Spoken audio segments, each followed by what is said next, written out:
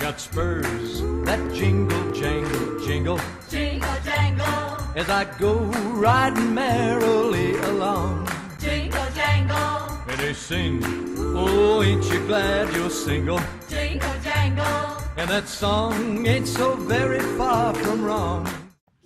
With the show completely finished and the comic book series fully underway, I thought it'd be perfect to dive back into what was my favorite show growing up, and still is to this day. I'm going to be doing part-by-part reviews of each episode from the series, along with some theory videos and one big ultimate comparison between the two avatars I have in the works. Not sure how often I'll be uploading these reviews, but expect more of these, along with more Adventure Time, regular show, and much more content in the future. Thanks, and enjoy. Watching this episode for the first time is really a treat. The show is simply introduced and it doesn't dive too deep into the lore. It keeps us on our toes and guessing about the show, but also lets us sit back and enjoy these first moments of Avatar. After the gripping title sequence, the episode starts with Katara and Sokka fishing for food. Immediately we see the two core personalities of these characters that they carry throughout the show. I think this is what really stuck with me. The characters each have their own witty charm, which begins evolving from the very beginning. And this is Katara, my flying sister. This is also very evident with Aang. We see his upbeat and friendly attitude right from the get-go. He's completely unaware of the situation of the world, but despite this, after waking up from a ball of ice, he is completely unfazed, and he immediately wants to go penguin sledding. The episode continues showing Aang in his upbeat side, taking Appa onto the water, followed by Sokka's very unimpressed attitude. Wow, that was truly amazing. Something that still makes me laugh to this day. The next part shows Aang exploring the Southern Water Tribe village with Katara. These sections are really quite tame. Nothing much happens here in terms of story development, but we really get to see Aang and Katara connecting and building a bond. Something that really drives the rest of the season. The penguin sledding and her talks of a bending teacher build this relationship in a very nice way. Something that usually really bonds people together is going through a scary experience, or something along those lines. In this episode, this was the Fire Nation ship. This is when the ball drops. Aang finds out that he has been the ice for 100 years.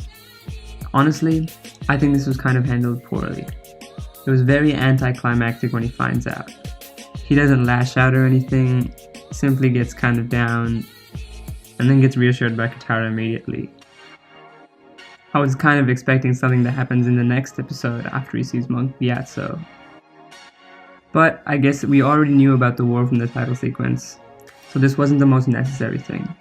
Now the rest of the episode involves Aang setting off a trap and causing a flare to be sent into the air, followed hastily by his and Katara's escape. Uh-oh. Again, kind of anticlimactic way to end Aang and Katara's story, but the bit after makes it all the more interesting. Because the other story in the show is Zuko's. I really like how they did this, because it makes us believe that Zuko is the main villain in our story, when in reality it couldn't be far from it. I think Zuko is the only character here that really changes from his original personality. Katara, Aang, and Sokka all keep their personalities and quirky characteristics throughout the show and evolve as they go along.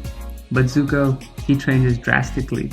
In this first episode, he is shown as a man with simply one goal. Nothing else matters to him.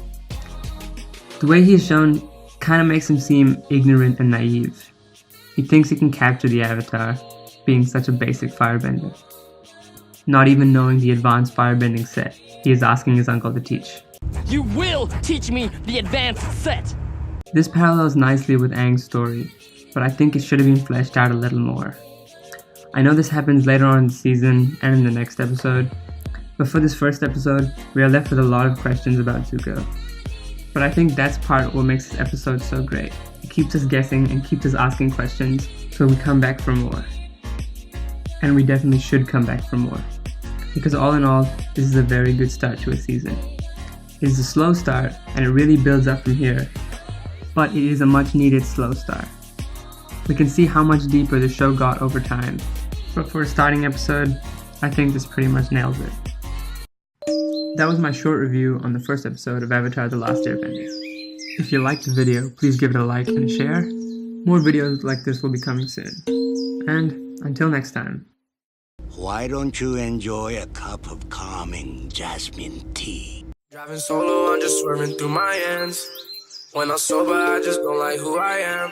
Pull me up a four and I feel like myself again. Roll me up some dope and I feel like myself again. I'ma break every box they try to put me in. I got a lot of enemies who used to be my friends. Pull me up a four and I feel like myself again. Roll me up some dope and I feel like myself again.